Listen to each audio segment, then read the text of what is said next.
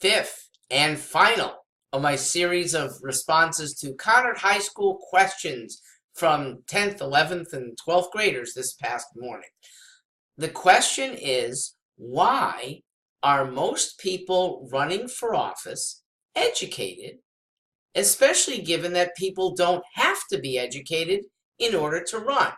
And it's to point out that there's no requirement for any level of office to have a PhD or even a college degree or even a high school degree. But it is a fact that you tend to get college educated and beyond, and often elite colleges, okay? Ned Lamont, our governor, went to Yale and Harvard, okay? Our President Trump went to University of Pennsylvania, Ivy League school. His opponent, that was Yale, Hillary Clinton. You tend to get that elite, but I'm going to give you the more common denominator. Time. This is what candidates have in two ways. First off, they've invested time. If you are a major party candidate, you only get there. Trump's the exception.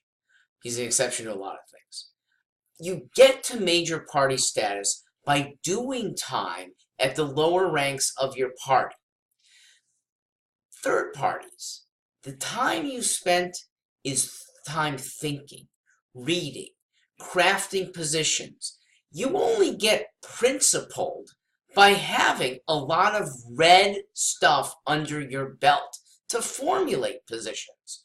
So that's a common denominator of major party and third party candidates. You also need time to campaign, okay? You can't hold a full-time 50-hour-a-week job and expect to be a successful campaigner, okay? Nobody can do that. Most candidates for office are wealthy. They've retired early, or they're still working but in a very part-time job that they can easily leave.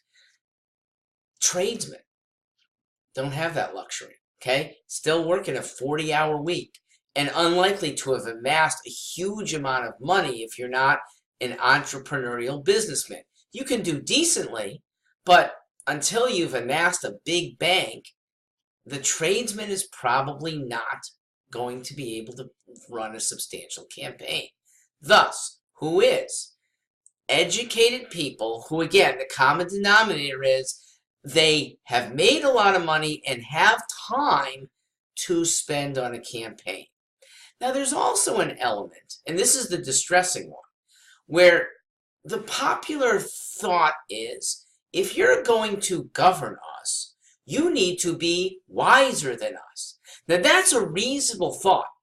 However, wisdom is associated wrongly with higher education. Okay, I happen to think higher education often screws up your wisdom, especially when you go to college for 4 years with loony liberal professors. Wisdom comes from acquired knowledge, and I think that's often street knowledge and the knowledge of working with people in ordinary situations. My grandmother never went to college. I don't think she even finished high school. She grew up in Kiev, came to the United States at age 17, and was married 2 years later. She was wise, but not highly educated. Now, we don't tend to want those people running our government.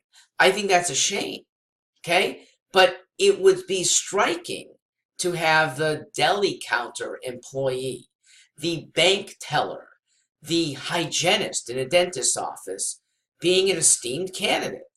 I don't think there's anything wrong with it. My hygienist is exceptionally wise, but it's tradition that you have to be highly educated to look like you're wiser than the people that you expect to govern.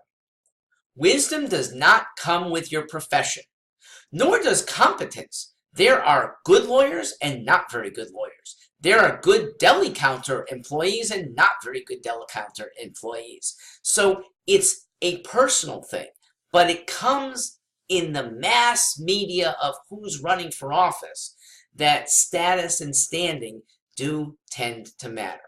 Now, I've omitted one group that would seem to be very good candidates for political office. It's the people who have worked in a career for 35, 40 years, retired, and don't want to run for office. They might still be young enough, late 50s, early 60s, but they want to retire. And that's not the mark of a political candidate either. You want to spend time on the boat, time in a beach, time in the mountains.